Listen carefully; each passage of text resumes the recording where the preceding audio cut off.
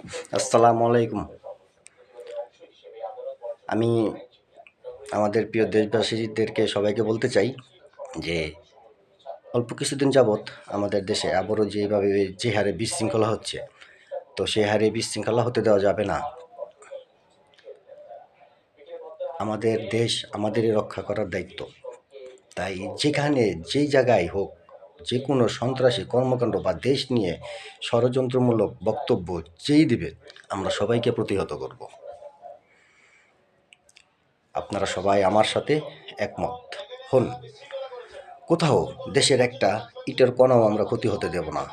সেটা হোক ছাত্র, সেটা হোক দেশের সাধারণ জনগণ, সেটা হোক দেশের প্রাইম মিনিস্টার, সেটা হোক দেশের বড় বড় মন্ত্রী। যেই আমাদের দেশ নিয়ে ষড়যন্ত্র করবে, আমাদের দেশের বিন্দু পরিমাণ ক্ষতি করবে, আমরা কেউকেই রক্ষা করব না। আমাদের দেশ আমাদেরকেই রক্ষা করতে হবে।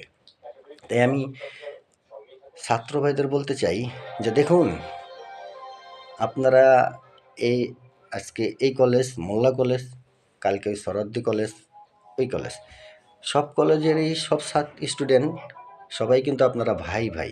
যদি আজকে আপনার ওই স্টুডেন্ট সেটাও আপনার ভাই, সে যদি কোনো অন্যায় করে, যদি আপনারা সেটা ক্ষমার চোখে না দেখেন, তাহলে কিন্তু এই দেশ আমরা আগায় নিতে পারবো না, বা আপনারাও বিশ্বের কাছে কখনো সুনাম খ্যাতি অর্জন করতে পারবেন না। ঠিক আছে? তো আপনারাই ভাই ভাই, দেশের সম্পদ। আপনাদের ভিতরে যদি ক্ষমাশীলটা না দেখেন, তাহলে দেশ আপনারা আমরা কেউ রক্ষা করতে পারবো না। তাই আপনাদের সবাইকেই বলছি অনুরোধ, যত ছাত্র ভাইরা আছেন, দেখুন আপনারা নিজেদের মধ্যে ক্ষমাশীল আরেক ছাত্র ভাইকে ক্ষমাশীল দেখুন। তাহলে আমার মনে হয় যে এই দেশটায় আপনাদের কেউ উস্কানিও দিতে পারবে না, আপনাদের দ্বারায় কেউ কোথাও বিশৃঙ্খলা সৃষ্টি করতে পারবে না, আমাদের দেশেও ক্ষতি হবে না। আর দেশবাসীর কাছে বলতে চাই, যারাই দেশের ক্ষতি করে, যারাই আমাদের দেশের সামান্য একটা বিন্দু পরিমাণ ক্ষতি যদি করে, তারা দেশের নাগরিক না, বা তারা দেশপ্রেমিক না, তারা সন্ত্রাসী। ঠিক আমার সাথে যদি কেউ একমত হন, সবাই আমাকে অবশ্যই জানাবেন যে দেশের ক্ষতি যারা করবে বা করার চেষ্টা করবে, সবাই দেশের শত্রু, সন্ত্রাসী। তো সেই সন্ত্রাসীদের রুখতে হলে আমাদের সবাইকে একজোট হতে হবে। যারা যারা আমার সাথে একজোট সন্ত্রাসী কর্মকাণ্ড রুখার জন্য, সবাই আমার সাথে যোগাযোগ করবেন। আমরা সন্ত্রাসী রুখব, দেশ রক্ষা করব। এই সরকার যতদিন আছে, এই সরকারকে আপনার আমার সবার রক্ষা করার দায়িত্ব। কোনো ষড়যন্ত্র বা কাউকে আমরা সফল হতে দেব না। সবাই আমার সাথে বলুন, একমত। বাংলাদেশ আপনার আমার সবার মাতৃভূমি, আমাদের দেশ, আমাদের দেশ আমাদের সম্পদ। আর ইন্ডিয়ার আর বাংলা চ্যানেল, ওটাকে কি আর বলবো, মানে বাবা মা ছাড়া সন্তান যা হয় আর কি, বাবা মা ছাড়া সন্তান যদি হয়, সে কারো কথাই শোনে না। সে ওইটা হলো বাবা মা ছাড়া যারও সন্তান, ওদের কথা বলবো আর কি।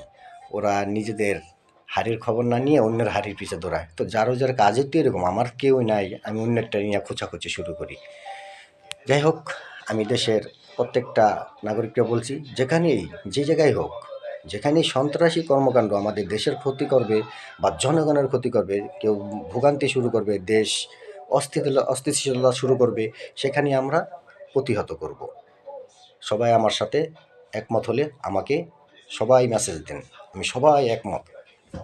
দেশ রক্ষার জন্য আমরা সবাই অঙ্গীকারবদ্ধ, বলুন ইনশাআল্লাহ। আর আপনারা যতদূর সম্ভব ক্ষমার দৃষ্টিতে দেখবেন।